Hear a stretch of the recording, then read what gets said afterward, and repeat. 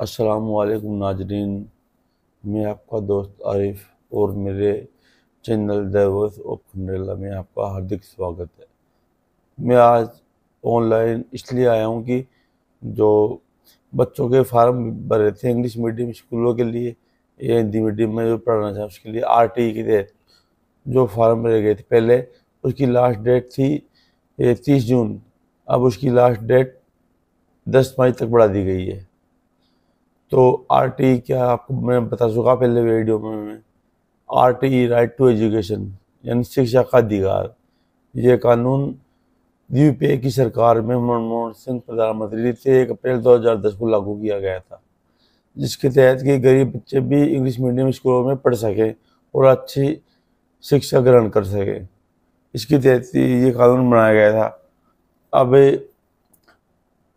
ज़्यादातर 25% बच्चे English medium स्कूलों में लेते हैं, चाहे हिंदी मीडियम ले लो इंग्लिश मीडियम ले लो। क्रेज आज की जो टाइम है इंग्लिश मीडियम का ही है। तो खंडेला नगर पालिका में सभी स्कूलें आ गई, लेकिन ग्राम पंचायत दायरा में 3 स्कूलें आती हैं, विवेकानंद, प्रेरणा और श्री कृष्णा। 3 इंग्लिश मीडियम स्कूलें आती हैं। हिंदी मीडियम का क्रेज नहीं रहा, सब इंग्लिश मीडियम पढ़ाते हैं आपके बच्चों को। और इसके लिए जो भी एलिजिबिलिटी क्राइटेरिया है एडमिशन के लिए, वो तो आपको बता दूं। बच्चे का आधार कार्ड, माता पिता का आधार कार्ड, माता पिता का जन्म आधार, आय प्रमाण पत्र, जाति प्रमाण पत्र, मूल निवास प्रमाण पत्र, ये तो चाहिए। और जो ये है आय प्रमाण पत्र, आय प्रमाण पत्र में जो आय है वो 2.5 लाख से ज़्यादा नहीं होनी चाहिए। और बच्चा मूल निवासी राजस्थान का होना चाहिए। अगर बच्चा विकलांग है तो विकलांगता का सर्टिफिकेट भी लगाना बहुत ज़रूरी है। तो मैं तो ये कहना चाहूँगा, जो वंचित रह गए थे बच्चे, नहीं करा पाए किसी कारण, डॉक्यूमेंट्स अपडेट नहीं हो पाए थे, नाम गलत था, उनके लिए एक मौका है। अपने बच्चों का एडमिशन कराएं। और आरटीई के तहत मैं तो कहूँगा, रिकमेंडेड करूँगा, आप हिंदी मीडियम में नहीं जाएं या फिर इंग्लिश मीडियम में कराएं, क्योंकि जो आने वाला फ्यूचर है वो हिंदी का नहीं होगा, इंग्लिश का ही होगा। आज पूरी दुनिया में इंटरनेशनल लैंग्वेज इंग्लिश ही है। कहीं भी जाओ, आपके बच्चों को इंग्लिश आएगी तो आपके बच्चे आगे निकलेंगे। हिंदी तो अपने इंडिया में चलती है। देश की जो भाषा है ये भी राष्ट्रीय भाषा नहीं है, आपको बता दूँ। हिंदी अपने देश की राष्ट्रीय भाषा नहीं है।